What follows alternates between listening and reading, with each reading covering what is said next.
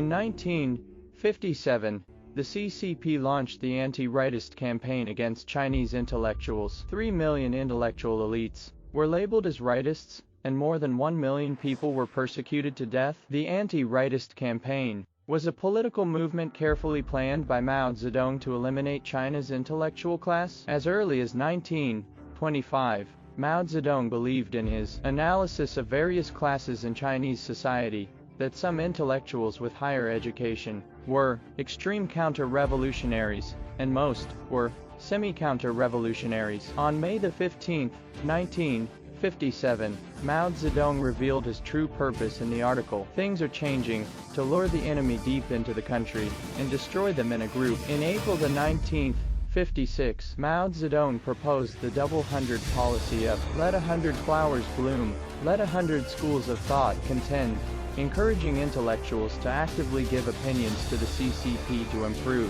the ruling level of the Communist Party. The CCP promised those who give opinions, not grabbing shortcomings as leverage, not persecution by fabrication, not imposing charges, and never political reckoning. For a time, kind and sincere intellectuals began to give opinions and suggestions to the CCP, and the CCP's party newspaper published reports on their opinions every day. In fact, the double 100 policy was Mao Zedong's way of exposing a malefactor, or luring people in. On June 6, 1957, the CCP issued the instructions on organizing forces to prepare to counterattack the attack of rightists. On June 8, 1957, the People's Daily published an editorial, "Why is this?" The Anti-Rightist Campaign officially began on May 3, 1958, at the CCP's Politburo meeting. In summarizing the Anti-Rightist Campaign,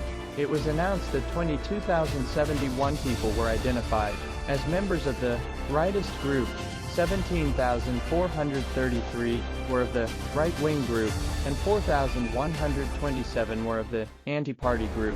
A total of 3,178,470 people were identified as rightists. Intellectuals identified as rightists were all dismissed from their posts, and most were sent to rural areas or labor camps for reform. Families or relatives of those identified as rightists were implicated, and all suffered personal insults and physical torture. The Anti-Rightist Campaign caused millions of unnatural deaths, and countless families were separated. In the Jiabiangu farm in Jiuquan, Gansu alone, there were about 3,500 rightists, and only about 500 survived. In the Anti-Rightist Campaign, the CCP encouraged mutual denunciations, and betrayal became fashionable for a while. The Anti-Rightist Campaign was a devastating blow to China's intellectual class.